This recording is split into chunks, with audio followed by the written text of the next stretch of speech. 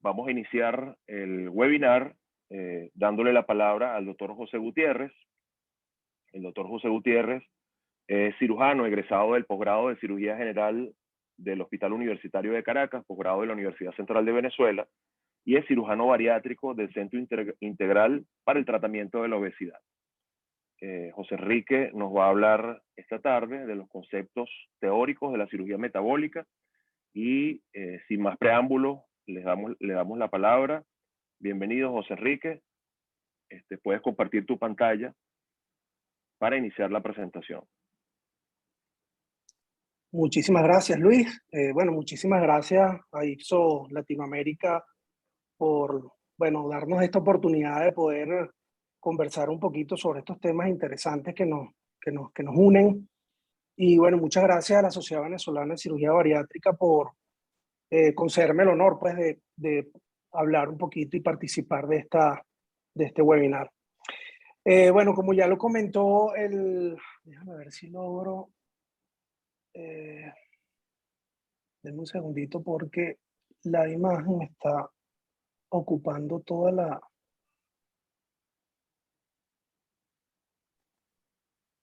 pantalla y entonces no veo.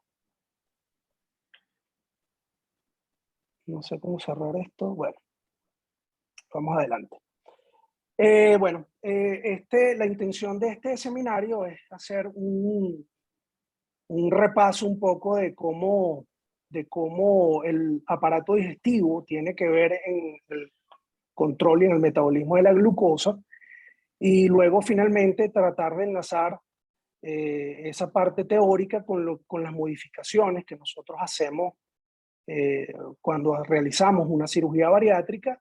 Y bueno, y posteriormente el doctor Navarrete les contará un poco sobre su experiencia haciendo pues varias de estas técnicas que, bueno, vamos a conversar un poquito por ahora. En nombre pues de todo nuestro equipo, les doy muchas gracias. Bueno, venimos de una trayectoria un poco larga de conocimiento sobre cirugía metabólica. Quizás podemos decir que empezamos hacia el año 1900, cuando se publicaban algunos trabajos hablando de los efectos de los extractos de mucosa duodenal de cerdos que se le daban a los pacientes diabéticos, y eso producía mejoría de la glicemia. Posteriormente, diferentes trabajos que hablaban de control o mejoría de la glicemia en cirugías gastrointestinales que se hacían con otros fines, cáncer gástrico o úlceras gástricas.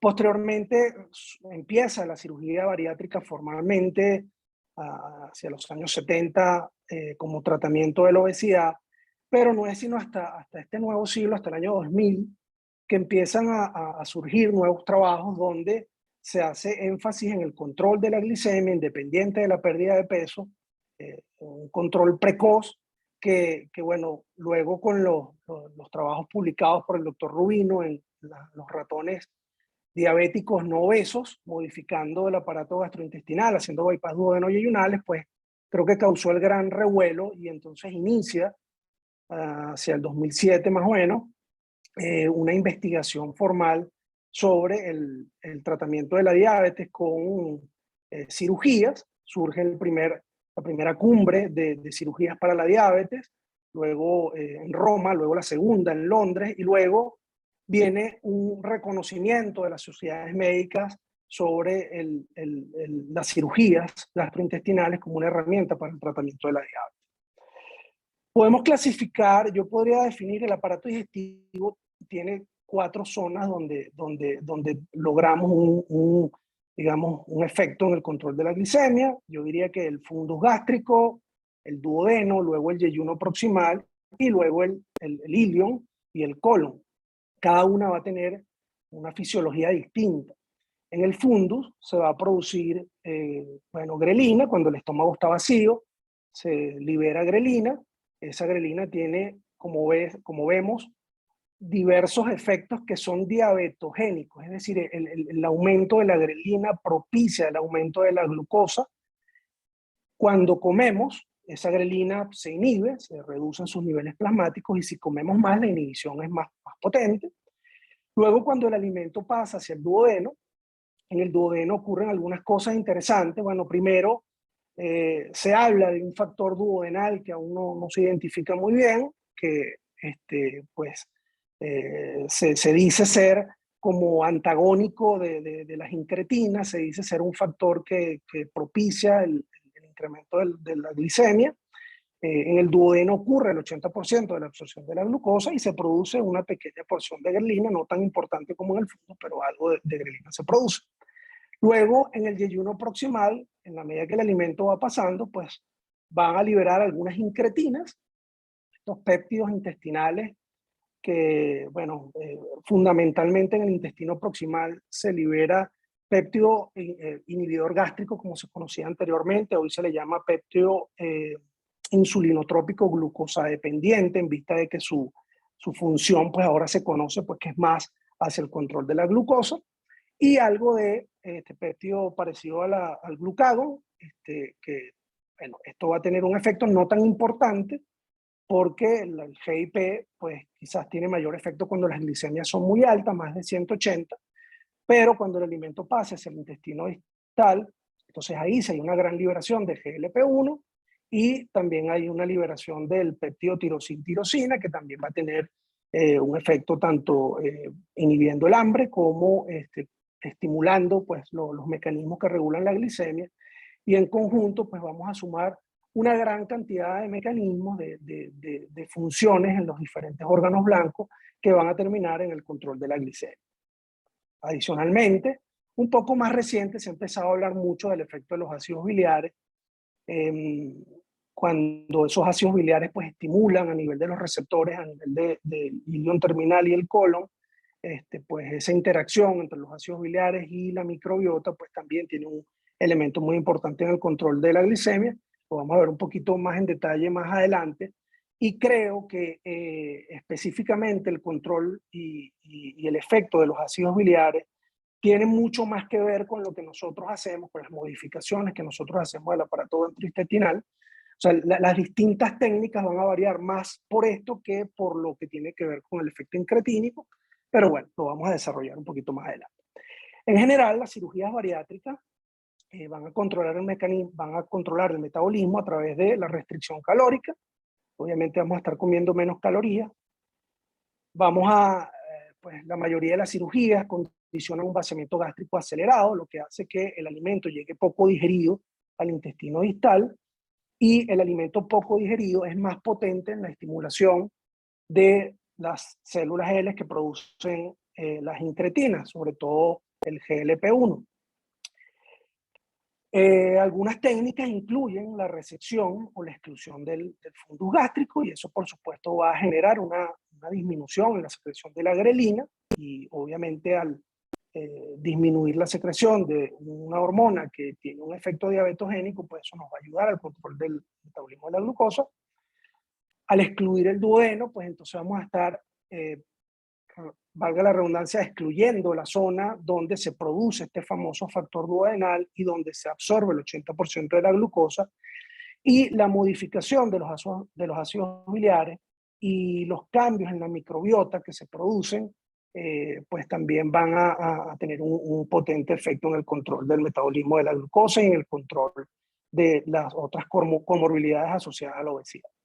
También hay unos mecanismos a través de la señalización del sistema nervioso central, tanto por vía simpática como parasimpática, pues vamos a tener distintos mecanismos de inhibición del hambre, de cambios de los gustos hacia los alimentos, y pues todo eso ayuda. Ahora, cuando evaluamos las distintas cirugías, nos vamos a dar cuenta que no todas las cirugías tienen todos los efectos, o si tienen efectos en común, no todas tienen la misma potencia en ese efecto, y quizás eso pudiera marcar la diferencia entre que el suite duodenal tenga un mayor control de la diabetes que el bypass gástrico, y a su vez un poco mejor que la manga gástrica. En general, pues la explicación es por esto, ¿no? Los efectos, aunque comparten muchos efectos en común, no todos tienen la misma potencia ejerciendo sus efectos. Tampoco son inmediatos todos los efectos, ni ocurren todos al mismo tiempo. Hay algunos efectos que son inmediatos en el momento de la cirugía, hay otros efectos que se van originando digamos, en el transcurrir del tiempo, en la medida que el paciente va perdiendo peso, va mejorando la resistencia a la insulina.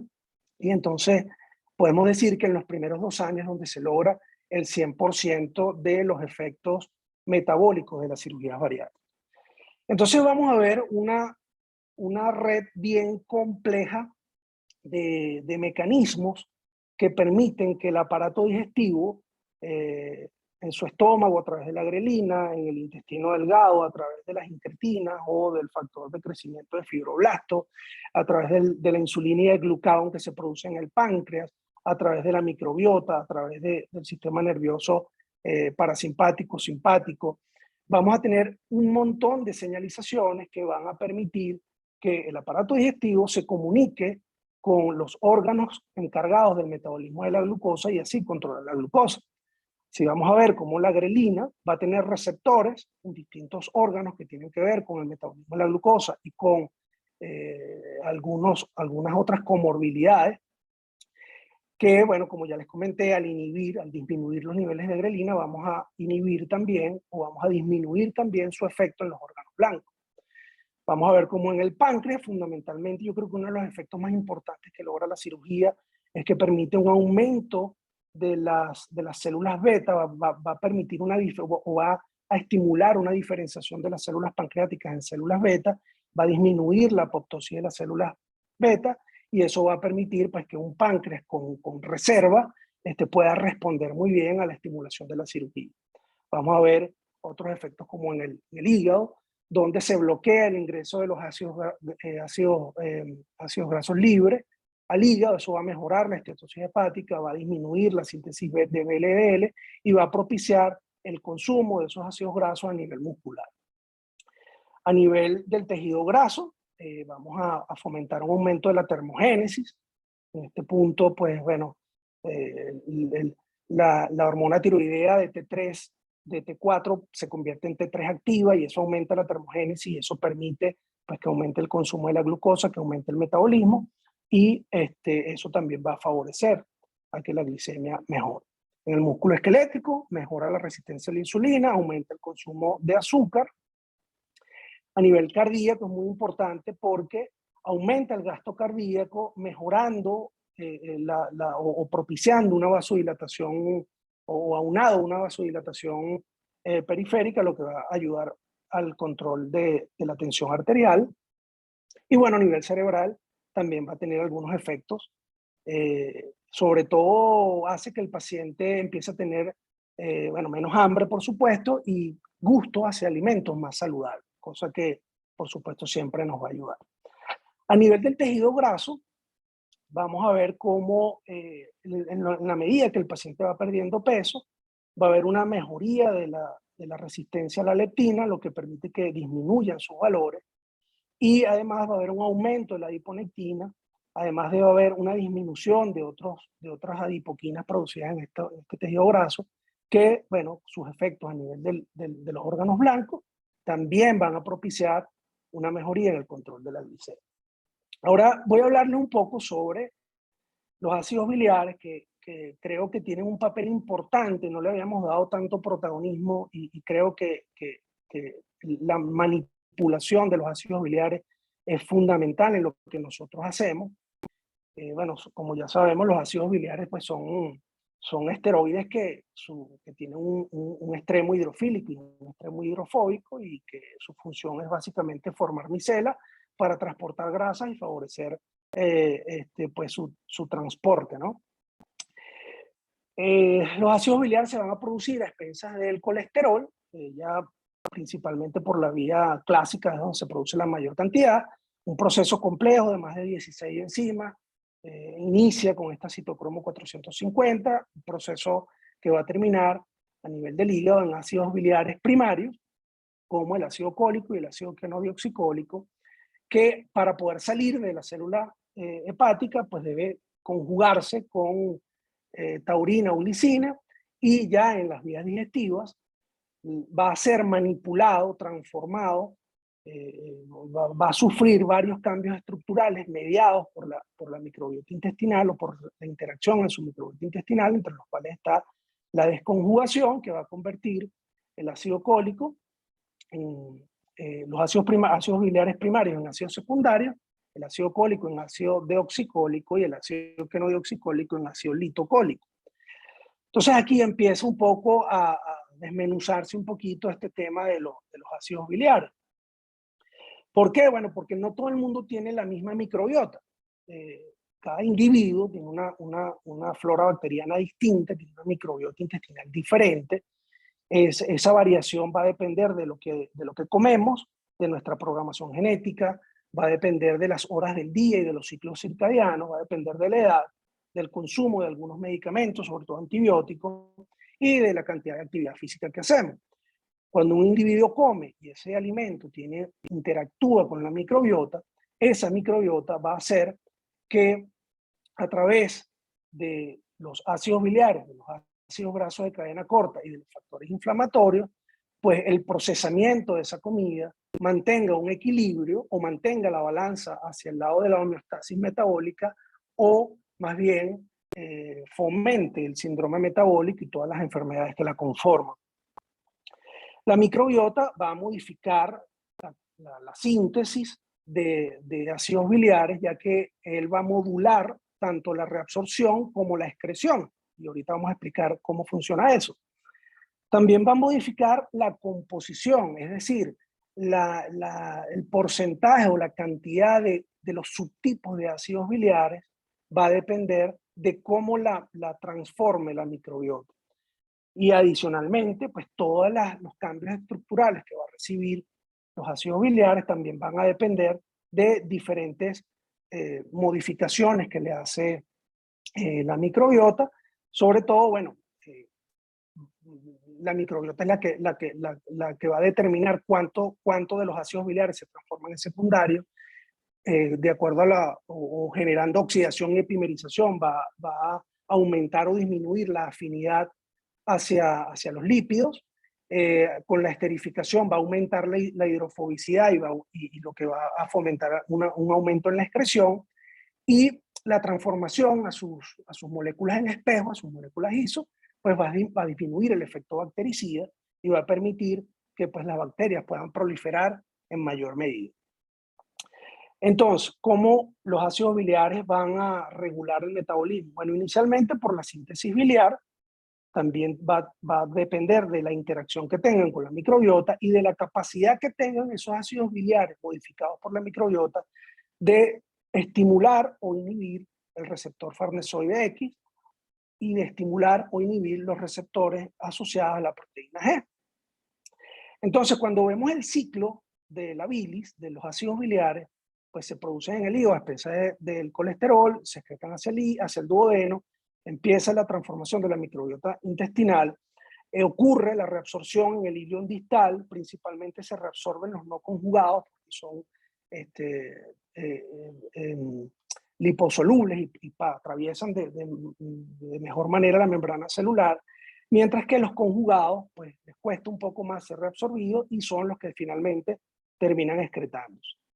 Entonces, ¿qué pasa? Cualquier cosa que termine disminuyendo la reabsorción de los ácidos biliares y que termine aumentando la excreción de ácidos biliares va a hacer que nos falten más ácidos biliares y que tengamos que reponer más ácidos biliares, y eso va a permitir que entonces consumamos más colesterol para crear esos ácidos biliares que nos están faltando, y de esa manera pues eso nos va a ayudar sobre todo con el metabolismo de las grasas, y sobre todo a nivel hepático pues algunas tiene que ver con el receptor farnesoide, que lo vamos a ver a continuación.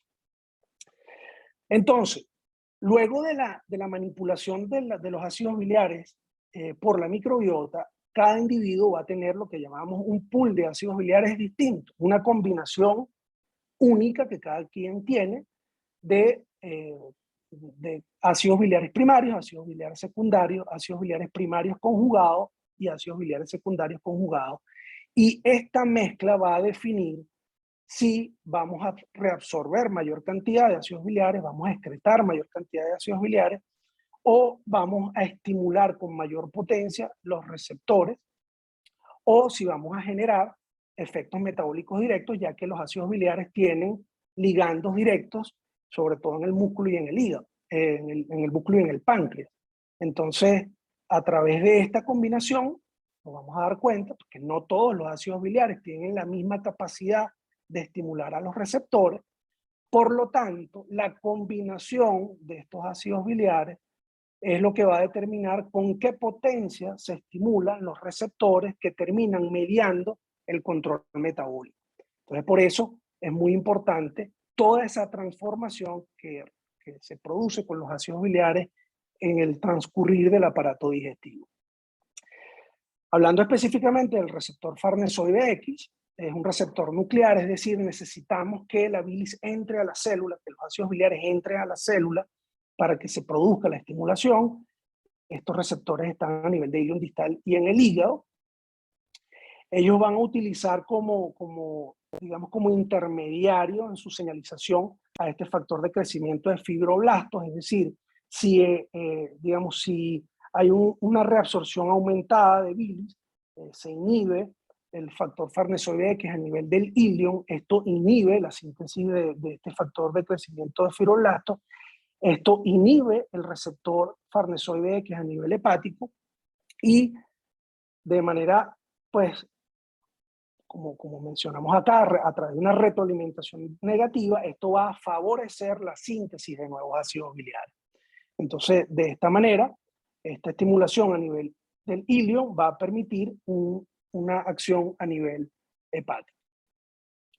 Hablando específicamente del receptor asociado a la proteína G, es un receptor de membrana, es decir, no hace falta que el ácido biliar entre a la célula, sino que simplemente el paso por el tubo digestivo activa el receptor que está en la membrana celular y eso desencadena una estimulación de las células enteroendocrinas que favorece la conversión de proglucano hacia GLP-1 y bueno, y obviamente esa GLP-1 a través de sus órganos blancos va a propiciar una mejoría en el metabolismo de la glucosa, como lo mencionamos al principio. Además, también va a estimular la transformación de T4 a T3 activo, aumentando la termogénesis, aumentando el gasto de energía, y pues todo esto va a favorecer al metabolismo de la glucosa. Como les comenté, los ácidos biliares también tienen ligandos en órganos como el páncreas y el músculo, y esto también va a favorecer a la producción de mayor insulina y al mayor consumo de glucosa a nivel del músculo periférico. Entonces, los efectos metabólicos de los ácidos biliares, bueno, no me voy a detener mucho en esto. Básicamente, a nivel hepático, vamos a tener distintos mecanismos que van a propiciar una mejoría en el control del metabolismo de la glucosa, del lípido, a nivel pancreático, directamente a nivel del intestino, en el tejido graso. Sobre todo cabe destacar que propicia una diferenciación de los adipocitos de grasa blanca a grasa parda, y al tener mayor grasa parda, pues aumentamos la termogénesis y el consumo de energía, y pues todo esto es favorable no solamente a la pérdida de peso, sino al control de la glicemia. Igualmente en el aparato cardiovascular y en el sistema renal, pues va a tener unos efectos positivos. En el sistema fagocítico mononuclear, pues entonces va a disminuir todos los factores inflamatorios que están asociados a la obesidad y va a propiciar una actividad reparadora que pues revierte un poco los efectos de esta inflamación crónica secundaria a la obesidad o secundaria a la diabetes. A través de múltiples mecanismos, finalmente pues el receptor farnesoide X va a generar a través de distintos mecanismos y procesos metabólicos pues un montón de cambios que bueno, van a ser positivos y que van a explicar pues todo lo que ya comentamos. Ahora, ¿qué papel juega la cirugía? ¿Qué nos hace la cirugía cuando nosotros modificamos ese aparato digestivo que bueno, estudiamos o repasamos un poco su fisiología normal, pero entonces ahora cómo cambia esa fisiología cuando hacemos la cirugía? Bueno, acá tenemos, yo diría que son 5 de las cirugías más importantes que se realizan y que se han estudiado desde el punto de vista del control del metabolismo del azúcar, y vamos a ir desglosando un poco cómo van a trabajar. En general, las cirugías van a provocar un cambio en las preferencias de los alimentos, va a generar una disminución en la cantidad de los alimentos, va a modificar el pool de ácidos biliares, va a disminuir la absorción de algunos nutrientes, va a cambiar el pH del estómago, lo que también va a propiciar un sobrecrecimiento bacteriano. Vamos a tener en algunas cirugías que tienen asa bilopancreática también una proliferación bacteriana por enlentecimiento de ese tracto, de ese tracto pues, biliopancreático. Además, un segmento que no va a tener contacto con la comida, pues también propicia una proliferación bacteriana. Al haber más bacterias, pues hay mayor potencia en la manipulación de esos ácidos biliares. Vamos a tener asas con tránsito intestinal variable, ¿no? Vamos a tener asas alimentarias con tránsitos rápidos, vamos a tener asas bilopancreáticas con tránsitos lentos, y además hay efectos directos, por ejemplo, la grelina y la leptina, sus niveles se han determinado que van a tener un impacto directo sobre la microbiota. Entonces, fundamentalmente la cirugía a través de estos mecanismos va a modular, va a modificar el tipo de microbiota que va a tener cada individuo, y ese cambio en la microbiota es la que va a propiciar el cambio en el comportamiento de los ácidos biliares. Cuando evaluamos la manga gástrica, bueno, obviamente al resecar el 80% del estómago, vamos a aumentar el pH a nivel gástrico. Ese aumento del pH va a favorecer un sobrecrecimiento bacteriano.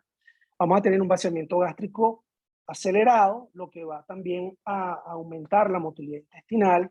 Esto se ha demostrado que estimula la producción y el aumento de secreción de GLP-1, lo que termina generando una disminución de la resistencia a la insulina con un aumento de la producción de insulina a nivel pancreático. Entonces, podríamos decir que estos son los mecanismos a través de los cuales las modificaciones producidas con una manga gástrica pues van a alterar o a modular el cambio en la microbiota y favorecer al metabolismo.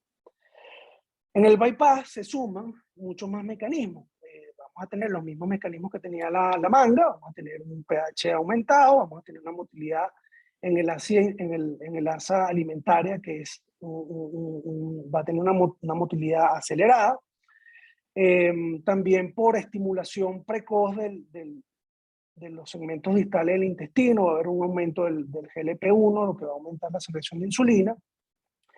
Y yo creo que aquí una de las cosas más importantes de destacar es que ya el bypass, pues al tener un asa alimentaria, que suele ser un asa bilopancreática, perdón, que suele ser corta, suele ser asa de medio metro o de 1 metro, en las técnicas como más estándares, aquí vamos a tener una proliferación bacteriana, vamos a tener el paso de bilis, que no va a tener contacto con la comida y que va a generar que se transforme de ácidos biliares primarios en secundarios más rápidamente. Al transformarse en ácidos secundarios precozmente va a ser reabsorbido acá arriba, y esa reabsorción rápida y temprana va a generar también estimulación temprana a nivel de sus receptores, y entonces va a permitir una activación rápida de los mecanismos que controlan la glicemia. Entonces, también aquí hay que destacar que los ácidos biliares que terminan llegando a los segmentos distales del intestino, pues también van a ser unos ácidos biliares que tienen mayor capacidad de estimular a los receptores farnesoide X y los receptores ligados a la proteína G que mencionamos anteriormente. Entonces, el bypass gástrico es una cirugía que cuenta con prácticamente todos los mecanismos de control metabólico. Cuando vemos la diferencia con el switch duodenal, que bueno, sabemos bien que el switch duodenal es mucho más potente para el control del metabolismo de la glucosa, bueno, voy a atenuar un poquito los mecanismos que son compartidos y voy a dejar resaltado el hecho de que vamos a tener un asa biliar mucho más larga, es decir, el asa común suele ser de 1 metro, el asa alimentaria suele ser de 1,5 metros, y el asa bilopancreática es del restante. Entonces vamos a tener a veces 3, 4, 5 metros de asa bilopancreática, que va a permitir una proliferación bacteriana mucho mayor, es decir, vamos a tener más tiempo de transformar los ácidos biliares en ácidos biliares que son metabólicamente más potentes a la hora de estimular los receptores. Y bueno, igualmente vamos a tener una reabsorción precoz de ácidos biliares con el fenómeno que les comentaba anteriormente. En el suite duodenal vamos a tener una excreción eh, mucho más grande de ácidos biliares, y vamos a tener una menor reabsorción de ácidos biliares porque el segmento donde realmente se termina reabsorbiendo es muy corto y pasa muy rápido. Entonces, por eso es que yo diría que el suite duodenal pues tiene un control metabólico mucho más importante cuando lo comparamos con el bypass. Hay algunas cirugías, hay algunos trabajos, perdón, que han evaluado pues digamos los ácidos biliares circulantes luego de cada cirugía, y un dato interesante es que, bueno, en este caso, el suite duodenal pues tenía una mayor cantidad de ácidos biliares circulantes y predominaban principalmente los primarios no conjugados a expensas del ácido cólico, y de los conjugados, pues entonces predominaba el quenodioxicólico asociado a la glicina. Y eso es un dato interesante porque, bueno, pareciera que estos dos, esta combinación, es la que marca una diferencia, ¿no? entre las distintas cirugías. Cuando aquí comparamos otras cirugías, o sea, 3 de las cirugías, pues también con efecto metabólico, en la manga gástrica, el aumento de ácidos biliares circulantes pues fue muy discreto y predominaba a expensas de los primarios no conjugados. El bypass gástrico, el aumento del incremento fue mucho mayor y fue a predominio de los primarios, en este caso conjugados.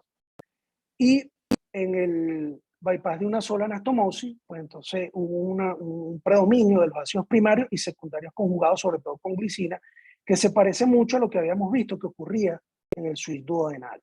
Entonces, cuando evaluamos digamos, la capacidad que tienen las cirugías de controlar el metabolismo, vemos algunas cosas en común entre las cirugías que han demostrado mayor efecto, como son el VAGUA y el suite duodenal. Entonces, en esta comparativa, vemos, y quería como darle un poquito más de intención práctica a este análisis, ¿por qué un bypass de una sola anastomosis, que, bueno, probablemente tiene un asa bilopancreática de 2 metros, es decir, supongamos que tenemos 6 metros de intestino delgado y tenemos 2 metros de asa bilopancreática, ¿por qué este bypass de una sola anastomosis tiene mejores resultados en el control del metabolismo con un bypass en Y de Roots, que tiene una asa alimentaria de 1,5 metros y una asa bilopancreática de 0,5 metro, teniendo entonces una asa común de la misma longitud? Entonces hay 2 factores importantes. Uno, que el asa alimentaria es un asa que con el tiempo se convierte en un asa que suele acumular mucha glucosa en sus células, y tiene un efecto importante en la neoglucogénesis intestinal que se ha descrito. Entonces, esta asa se termina convirtiendo como en una asa acumuladora de azúcar. Y por otro lado, la longitud de la asa bilopancreática, que yo creo que es lo fundamental.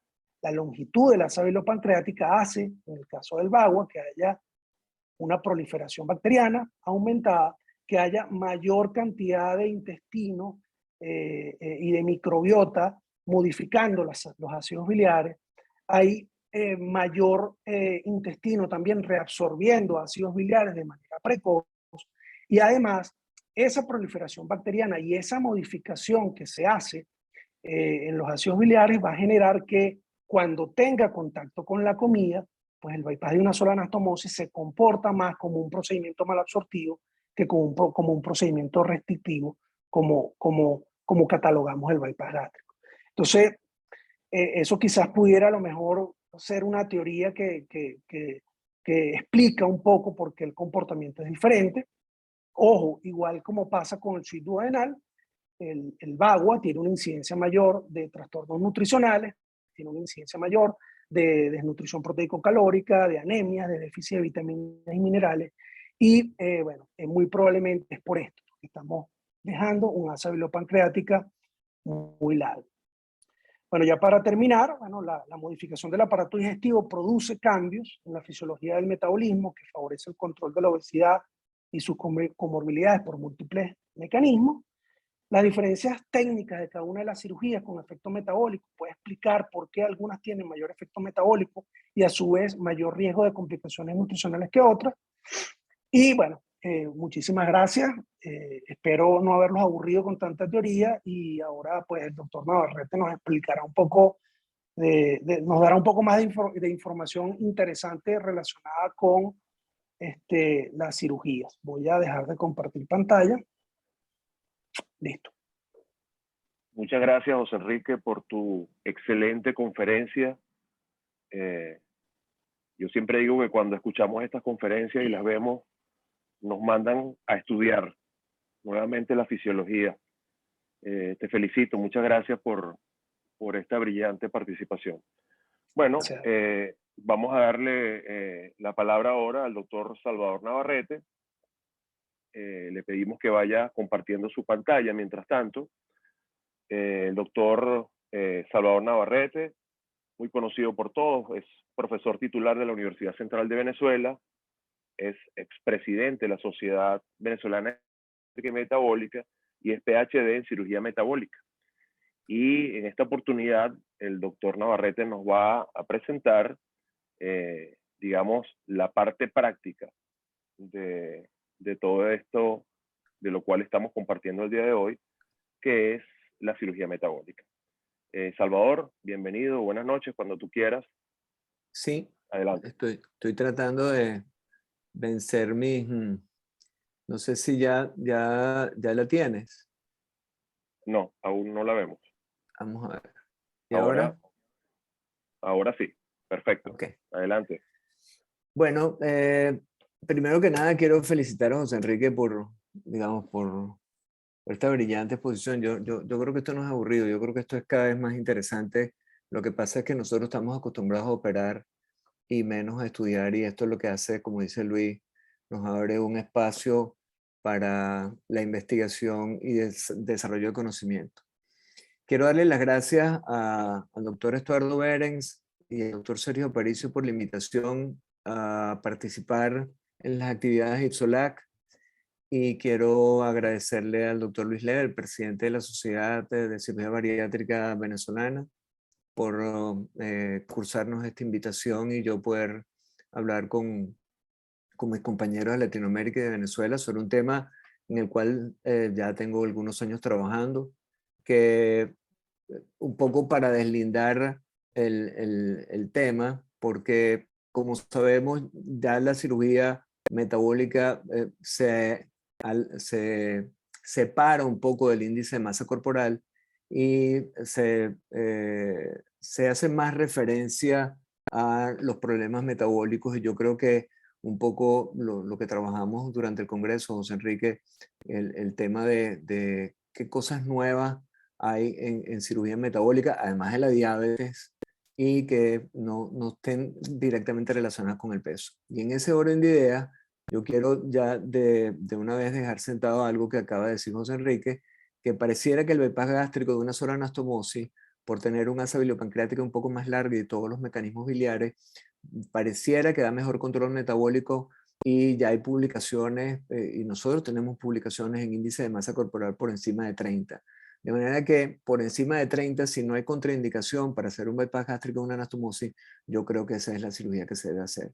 Ahora, tenemos una gran controversia con los pacientes que no son obesos, que son un dolor de cabeza porque primero no se les puede ofrecer una cirugía que les haga perder peso, de manera que el componente restrictivo de la cirugía mixta, el bypass gástrico, una anastomosis y el bypass gástrico, un IDRUX, a pesar de que hay controversias, definitivamente pueden llevar al paciente a desnutrición. Entonces, hemos venido trabajando primero con el cruce duodenal en Y de Rux corto, es decir, con asa alimentaria y asa biliopancreáticas cortas, haciendo una gastrectomía vertical. Y voy a hacer una propuesta de un tema en el que estamos trabajando y que ya presentamos algunos resultados en Nueva York y ahora en el Congreso Nacional nuestro, que es la cirugía preservadora del píloro de una anastomosis, es decir, gastrectomía vertical con bypass duodeno-yeyunal proximal de una anastomosis. Proximal porque, como veremos en el desarrollo de la conversación, este bypass puede ser o proximal o distal, aunque él haya nacido como un bypass distal con la técnica de Sánchez-Pernahute, como veremos más adelante. Entonces, vamos a ver, ya va que no logro, ok, aquí. Voy a dividir mi conversación en 6 puntos.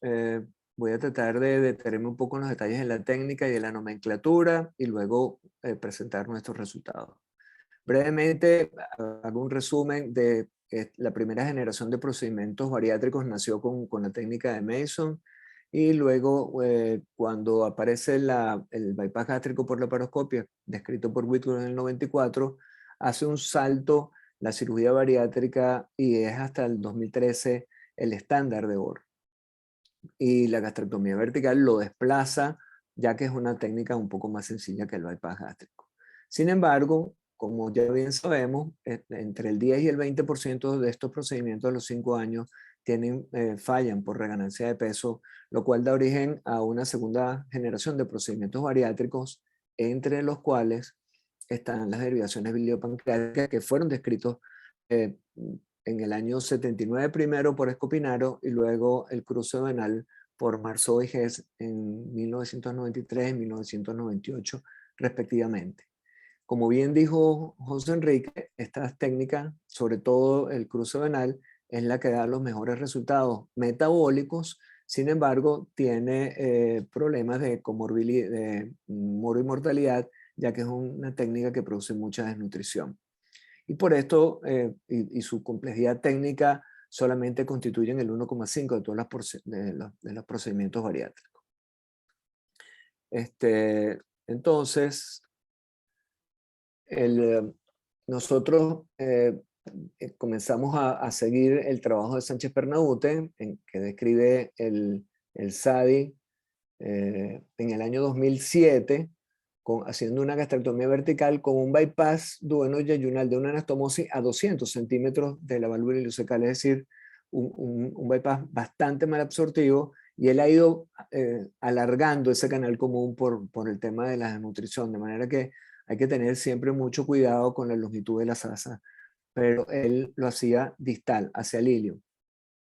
Entonces, esta aparición de esta técnica coincide con esto que acaba de decir José Enrique, que es el auge progresivo del bypass gástrico de una sola anastomosis debido a la longitud de la asa biliopancreática, siendo entonces técnica de mejor control metabólico que las otras técnicas como el bypass gástrico en IRUX y la gastrectomía vertical. Voy a presentar un primer video de la técnica. Fíjense, este fue el primer paciente que operamos. Tenía un hígado graso, como ven ahí, muy marcado. Tenía 29 de índice de masa corporal. Tenía 17 años con la enfermedad y ya había tenido un par de infartos. Tiene en este momento 55 años, en ese momento tenía 51 años. Comenzamos la técnica haciendo una desvascularización gastroepiploica. Llegamos hasta el duodeno. Ligamos la gástrica derecha, rama de la gastrodenal de rutina. Y fíjense que la disección en la cara posterior del duodeno se completa hasta ahí mismo. Pudimos apreciar con donde está el límite con la arteria gastrodenal. Ese es el límite de la disección, para obtener unos 3 centímetros de duodeno y poder hacer una anastomosis satisfactoria. Seguimos hacia arriba en la curvatura mayor hasta liberar completamente el fundus. Esto lo hacemos con el bisturí ultrasónico de rutina, no utilizamos ningún otro tipo de energía y siempre cuidamos liberar todas las adherencias que tenga la cara posterior del estómago. Llegamos hasta el pilar izquierdo y hacemos una exposición completa del mismo para tener el estómago completamente libre y así poder realizar una gastrectomía vertical adecuada. Lo colocamos en su posición y a 5 centímetros, 5 o 6 centímetros del píloro, según la técnica clásica del cruce venal, se hace una primera sección de engrapado sobre una bujía calibre 60 French, de manera que vamos a dejar un estómago con una capacidad de unos 180 cc aproximadamente. Olvidé comentarles que el paciente va en posición francesa con 5 trocares colocados. Una vez hecho el primer disparo y luego de pasar la bujía 60 French, completamos la gastrectomía vertical con cargas azules. Recordar siempre quitar estas grapas para evitar que la máquina no funcione adecuadamente. Y nos dirigimos hacia el ángulo de His. Tratamos de quedarnos a 1 centímetro de él para no comprometer la fibra en cincha del esfínter esofágico inferior. Ahí estamos casi terminando la gastrectomía vertical.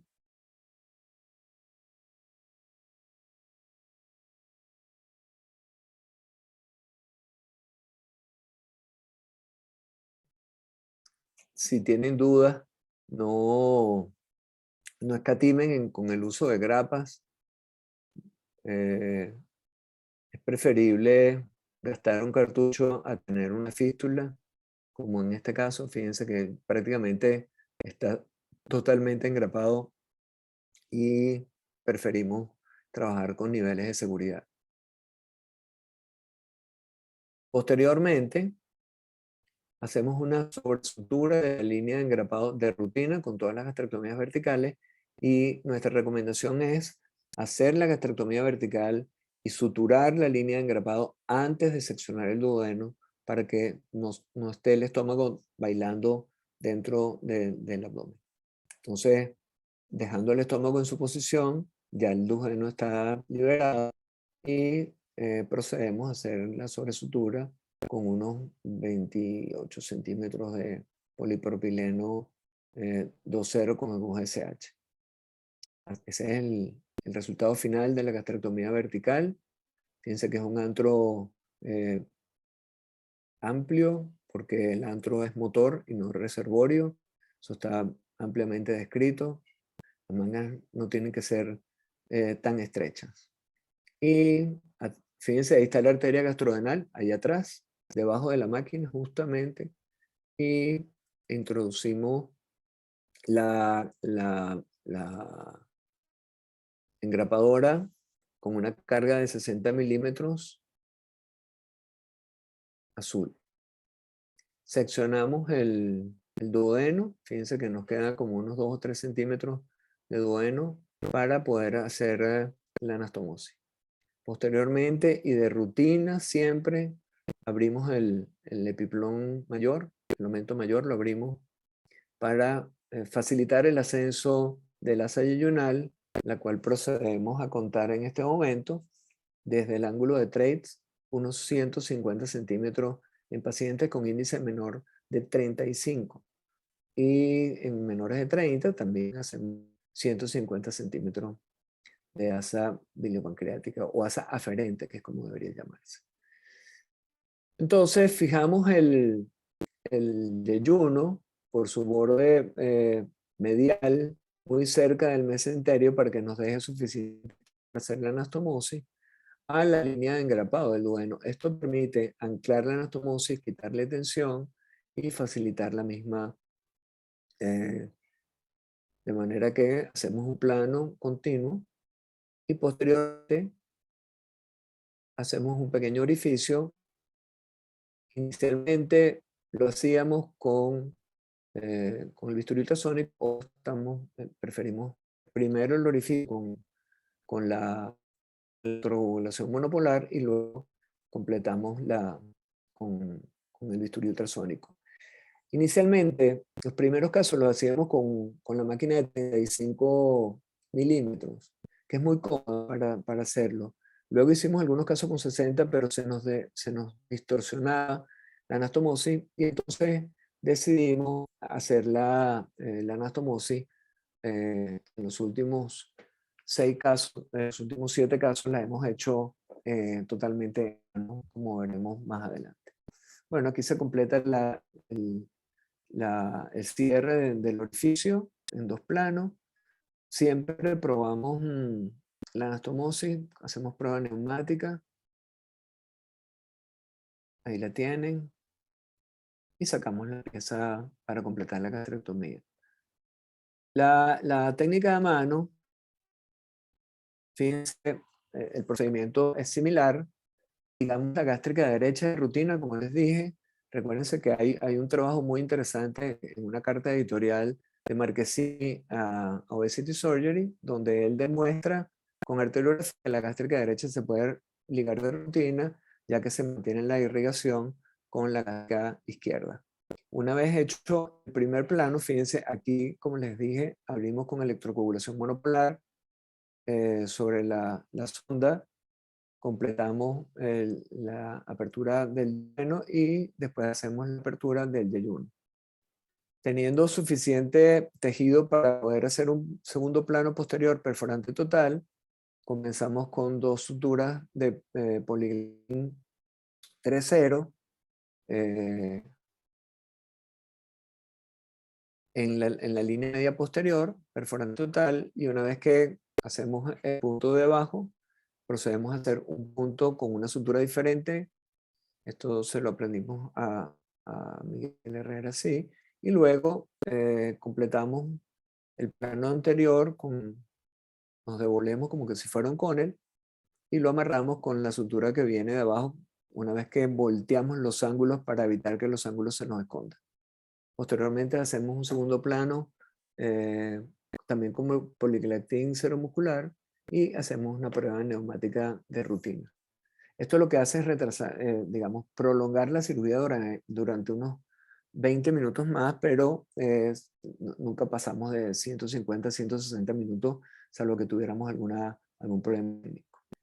Los objetivos de la técnica son, en resumen, lo acaba de exponer brillantemente el doctor Gutiérrez, es bajar la ingesta calórica, disminuir la grelina, que ya saben que es una hormona antiinsulínica importante, lograr evitar el factor antincretínico, aumentar la liberación de GIP, GLP-1 y PYY, cambiar la neoglucogénesis intestinal, reprogramar el metabolismo de la glucosa y, bueno, obviamente lo importante que resulta el tema de los ácidos biliares, la microbiota y las citoquinas del adipocito, con todo, creando todo un mecanismo de control digestivo cerebral.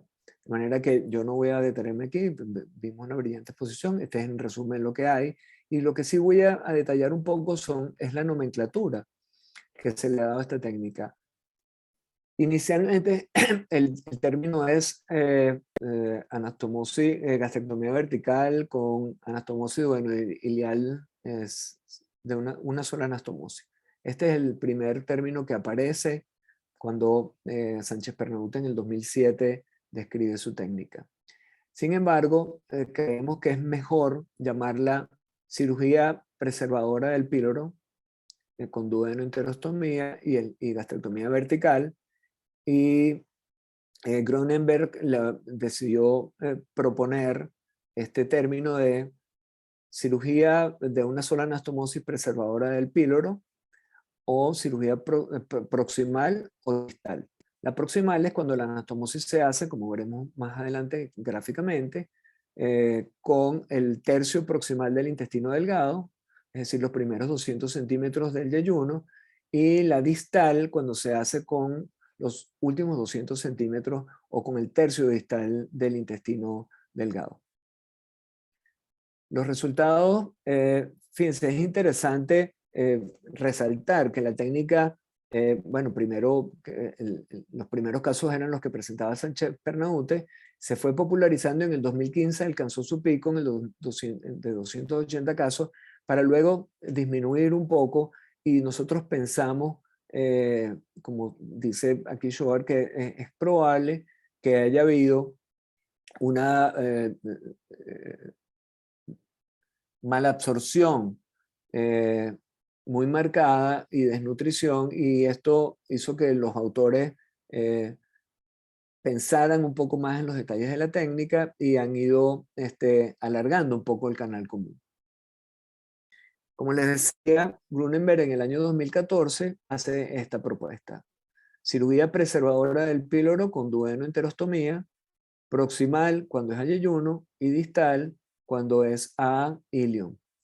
Fíjense que la proximal es con el tercio proximal del yayuno y la distal es con el tercio distal del ilion, o el tercio distal del intestino delgado.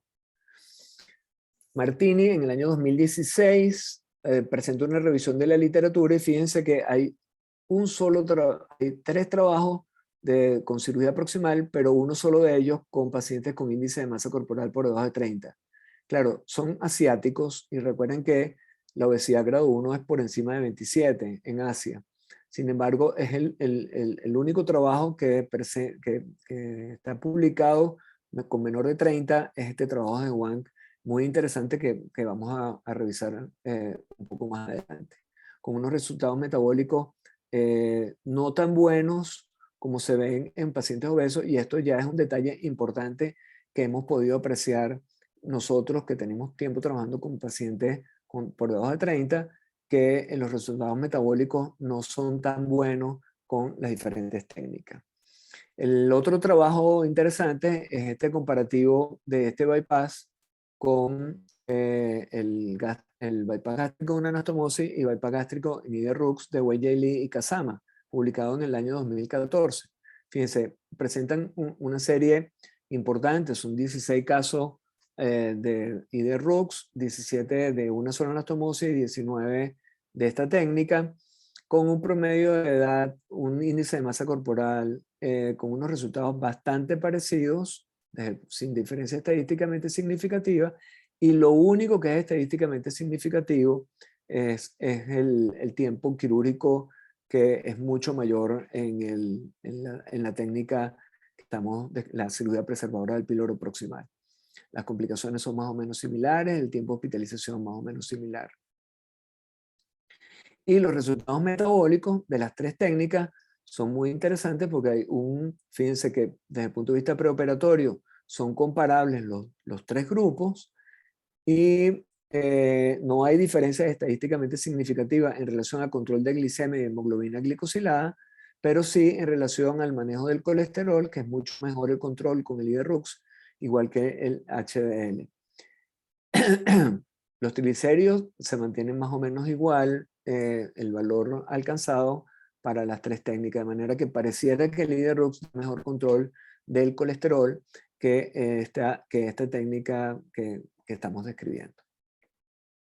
Y el otro trabajo interesante, el que les mencioné, publicado en Obesity Surgery en el 2016, compara la gastrectomía vertical preservadora, o la cirugía preservadora de píloro con bypass duodeno-yeyunal, lo compara con el IDE-RUX y presenta 30 casos de cada técnica con unos datos que son bastante comparables. Fíjense que el índice de masa corporal es cercano a 27 en ambas series, siendo 27,8 en IDE-RUX y 28,2, y el control metabólico es bastante bueno. Fíjense, los valores preoperatorios son comparables, tanto en hipertensión, hiperlipidemia y glicemia en ayuno y hemoglobina glicosilada por encima de 8 en ambas series, y pareciera que pierde un poquito más de peso el bypass gástrico en IDE-RUX, que era lo esperable,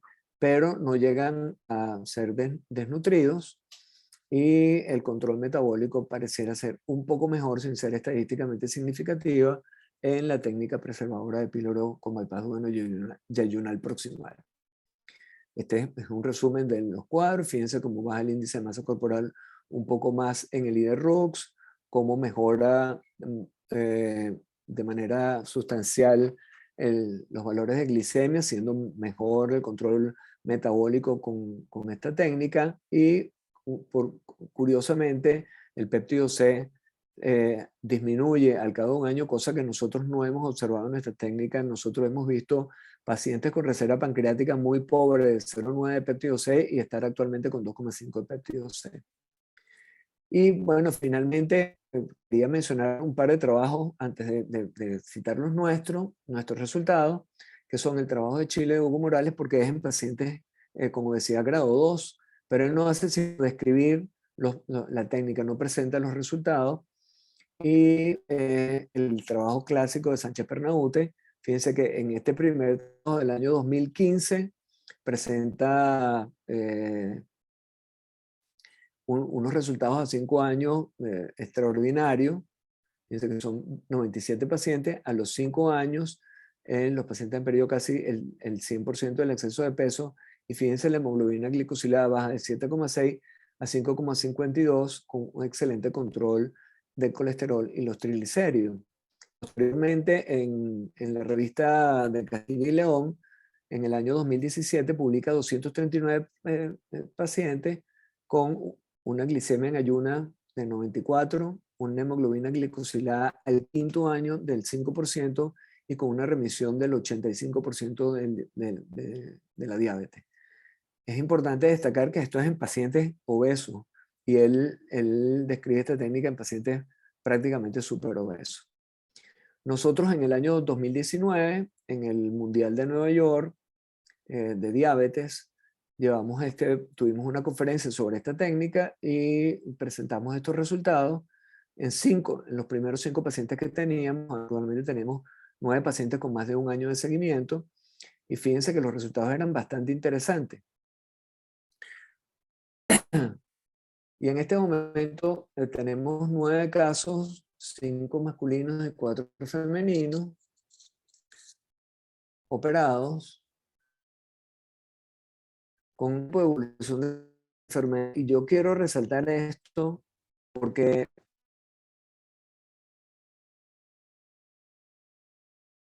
de manera que son factores pronósticos, la edad y el tiempo de evolución de la enfermedad. Entonces es importante que estos pacientes sean operados precozmente. Esta última paciente era una paciente que tenía, de 24 años, que tenía 1 año con la enfermedad.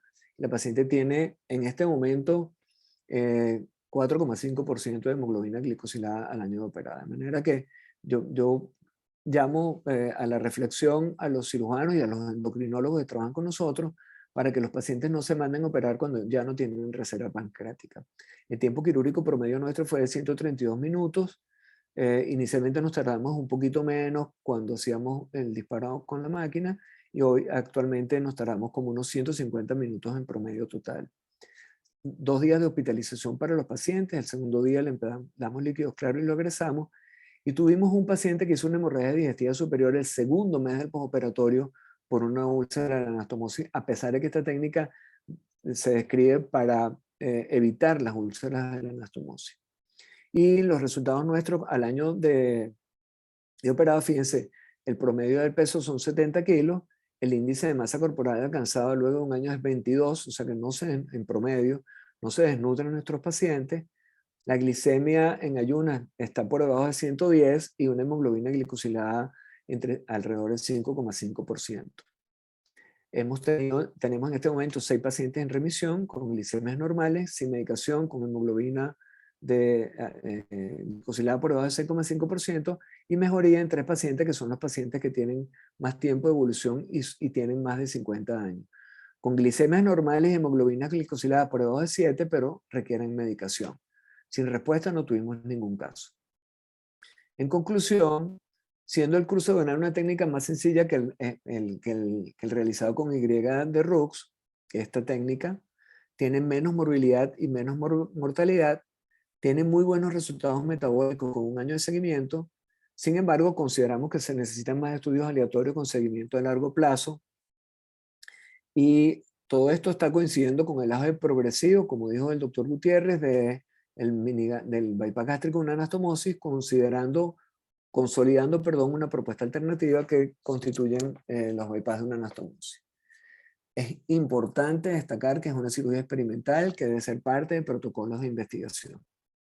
Muchísimas gracias por la atención y que tengan una feliz noche. Los esperamos para la discusión. Muchas gracias, Luis, y a todos los que están acompañándonos. Muchas gracias, Salvador, por tu brillante presentación sobre este tema tan apasionante que es la cirugía metabólica. Les recuerdo que todos aquellos que quieran hacer preguntas o comentarios lo pueden hacer a través de la sección de preguntas y respuestas. Aquí tenemos un comentario del doctor Pedro Alfonso Nájar, completamente de acuerdo. No hay por qué esperar a que el paciente se quede sin reserva pancreática. La cirugía es una buena opción para aquellos pacientes diabéticos. Salvador, un poco relacionado con lo que tú acabas de comentar con los endocrinólogos. Sí, fíjate, tú revisas cuando asistes a un congreso médico, los endocrinólogos mandan a operar a los pacientes cuando ya no tienen, cuando ya están con insulina. Y yo creo que esto hay que evitarlo a toda costa. O sea, nosotros cada vez estamos convencidos con el primer trabajo de Krustal y de Rux y ahora con este, que los que tienen mejor respuesta son los pacientes que tienen menos tiempo con la enfermedad y los pacientes que son los pacientes que tienen más reserva pancreática y los pacientes más jóvenes. De manera que yo creo que estos son criterios para empezar a indicar la cirugía metabólica en pacientes que lo requieran. José Enrique, quería hacerte una pregunta acerca de tu presentación. Hay muchos cirujanos muy interesados en hacer cirugía metabólica, pero es muy importante aprender la fisiología. Como yo mencionaba anteriormente, es necesario volver a los libros a estudiar. Y la pregunta es muy sencilla. ¿Por dónde comenzar? ¿Por dónde iniciar la investigación, el estudio para entender cuáles son esos mecanismos fisiológicos que explican la cirugía metabólica? ¿Cuál es tu recomendación? Hola Luis, bueno, gracias por tu pregunta. Fíjate, paradójicamente, gran parte de los conocimientos que se tienen sobre los efectos de las incretinas, los efectos de los ácidos biliares y todo este tema de fisiopatología y fisiología, se los debemos a los médicos que estudian medicamentos bueno, para tratar ellos de intervenir farmacológicamente en estos sitios donde, digamos, el organismo fisiológicamente actúa. Ciertamente los trabajos o los autores que escriben con mayor, que me gusta a mí, pues la manera como describen la fisiología y la aplicación en la cirugía, son los trabajos del doctor Cummings. El doctor Cummings tiene muchas publicaciones al respecto y hay una doctora, o sea, ella, si mal no recuerdo, es endocrinóloga, que es la doctora Lafabre, que ella también tiene muchas publicaciones sobre la fisiología y la fisiopatología, no solamente de las incretinas y de los ácidos biliares, sino de sus efectos con la cirugía. Y la verdad es que son los que más me han gustado. Por supuesto, hay muchísimos trabajos, ¿no? Y cada vez hay más investigación. Pero empezar con esos dos, creo que esos dos autores, los trabajos de esos dos investigadores es un gran comienzo, pues. Gracias, José Enrique. Hay un par de preguntas de la audiencia. La primera, Salvador, ¿te parece una gastrectomía vertical solamente una buena opción como cirugía metabólica? ¿O es imprescindible el bypass duodenal?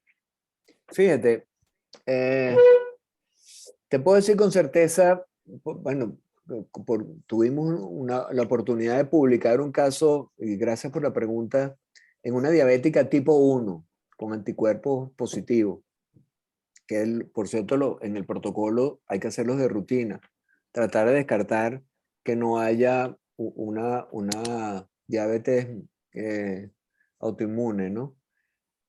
Porque los resultados no son iguales. Y esa paciente de 27 de índice de masa corporal, de 18 años de edad, tenía un requerimiento de insulina de 70 unidades. Yo les propuse hacer la técnica y la familia prefirió hacerle la manga gástrica nada más, le hicimos sobre una bujía 60.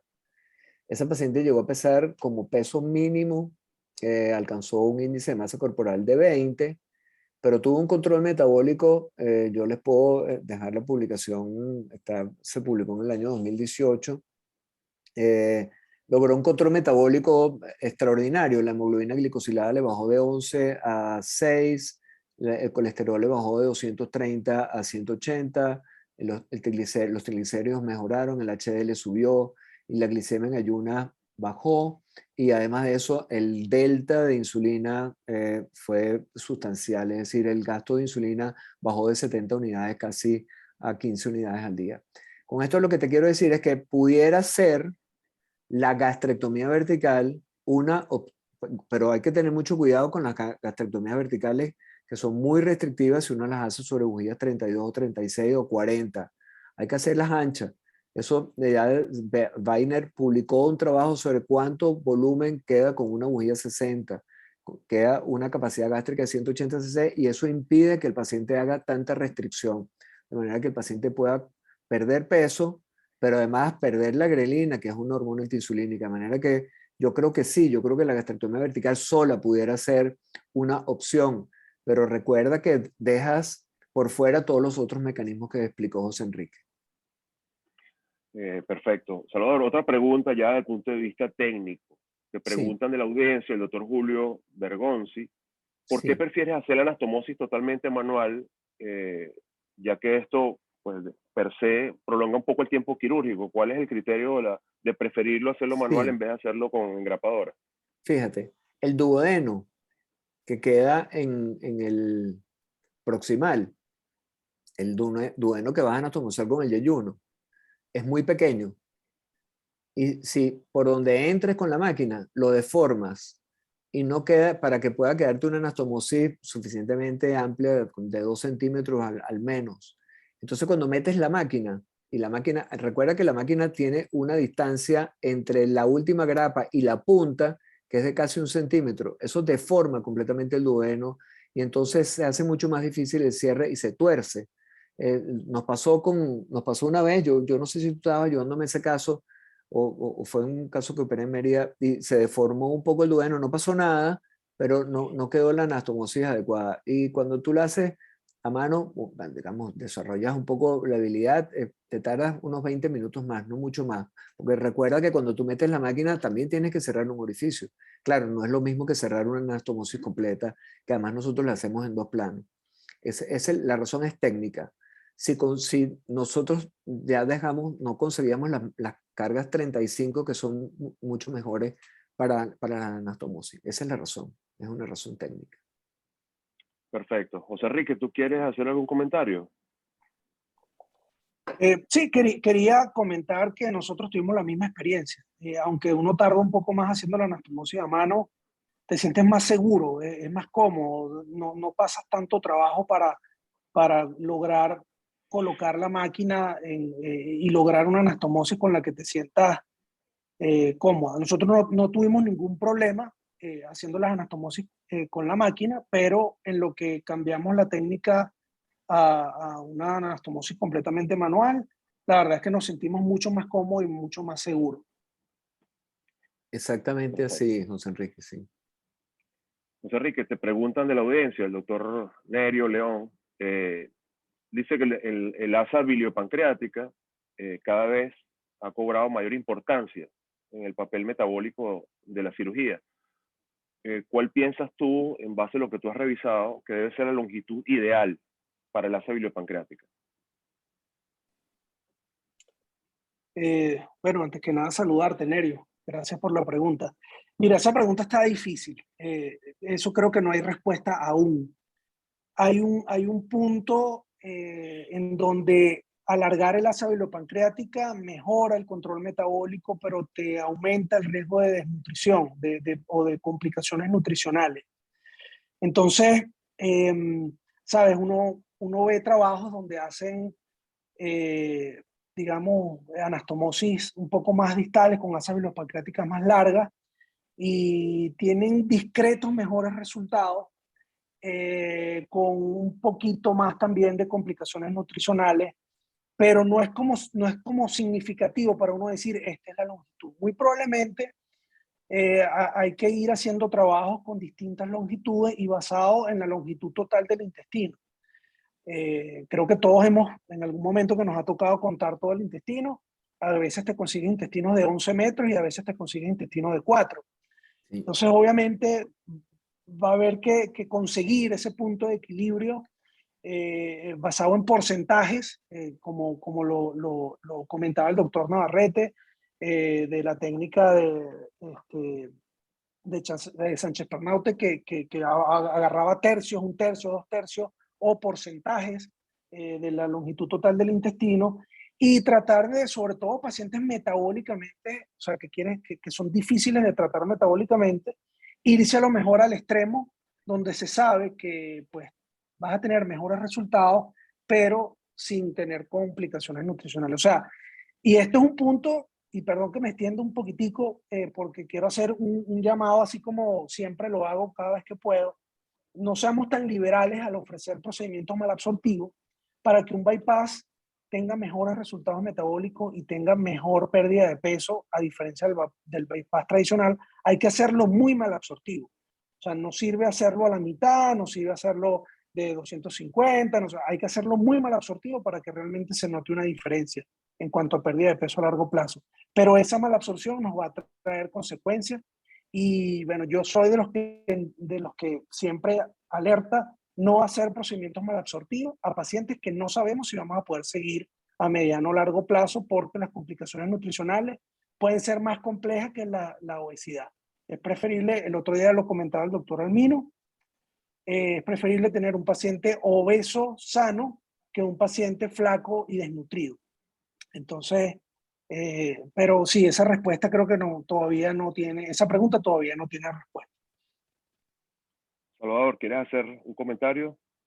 Sí, yo coincido con José Enrique. Yo creo que en nuestros países en Latinoamérica, donde se come muy poca proteína, nosotros tenemos que estar muy alertas con los procedimientos malabsortivos. Yo, por ejemplo, no quiero hacer cruces duodenales clásicos en Venezuela.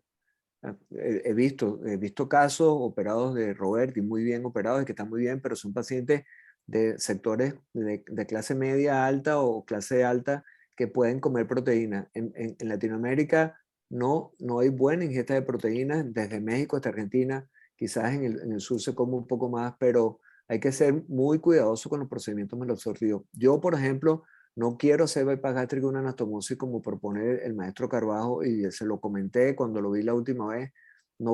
Eso de dejar 40% solamente de canal común a mí me parece extremadamente peligroso en Venezuela. Salvador, te hago la misma pregunta con el tema de la anastomosis duodenal. Tú cuentas todo el intestino y ahí decides la distancia para hacer la anastomosis, o cuál es, digamos, la distancia ideal para hacer Fíjate, la anastomosis. la distancia ideal es el tercio proximal, que son 200 centímetros. Esos son los trabajos que hay publicados. Está el de Grunenberg, el de Juan. Yo las hago más cortas porque son pacientes no obesos. Por eso, pero la 150 pregunta es, ¿tú centímetros, cuentas todo el intestino hay que contarlo y cuentas, tiene que ser menos del de rutina? 30%. Sí, claro. Perfecto. Okay. Excelente. De hecho, hay que, como decía José Enrique, si tú tienes un intestino de 4 metros y le excluyes 1,5 metros, lo deja con 2,5 metros de intestino, todavía ese paciente queda protegido si es un paciente que come bien. Pero si ese paciente tiene un intestino más corto, lo condenas. Y tú lo ves, esos pacientes, sí. O sea, yo no tengo pacientes desnutridos afortunadamente con ningún tipo de bypass de una anastomosis, pero está descrita la desnutrición y está descrita la anemia en el bypass gástrico, una anastomosis. Es una de las complicaciones nutricionales importantes. Se anemizan más los pacientes con bypass gástrico, una anastomosis, que el bypass gástrico en IDRUX. Entonces hay que tener mucho cuidado con esto que está comentando José Enrique, de dejar asas muy mal absortivas. Hay que tener mucho cuidado. Perfecto. Bueno, ya estamos casi finalizando. No sé si hay alguna otra pregunta de nuestra estimada audiencia en Latinoamérica. Eh, creo que nos acompaña el doctor Luis Poggi. No sé, doctor Poggi, si si nos está escuchando. Sí, sí, los estoy escuchando y estoy realmente muy encantado con las dos conferencias. La conferencia del doctor Gutiérrez me ha encantado realmente. Creo que toda la audiencia ha estado fascinada con su claridad y con sus estupendas diapositivas, porque realmente son como decíamos antes, para fusilar esa pantalla y guardársela, porque realmente era muy admirable su trabajo.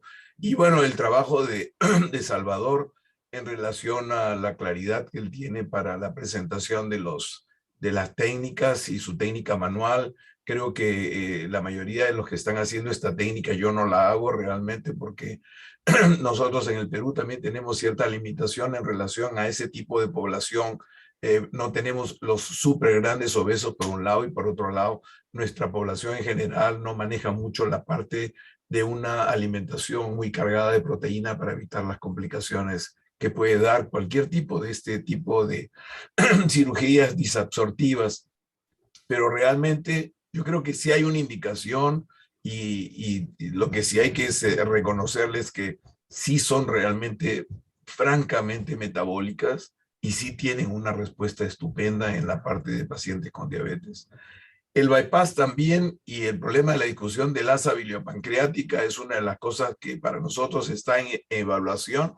Si nosotros estamos haciendo bypasses en IDERU con asas largas, el problema de la gastritis alcalina en los de anastomosis única de la técnica de Carbajo definitivamente sí nos provoca un poco de preocupación, más que el reflujo gastroesofágico es para mí la gastritis alcalina, que es muy común, y esto es algo que debemos de tener en consideración.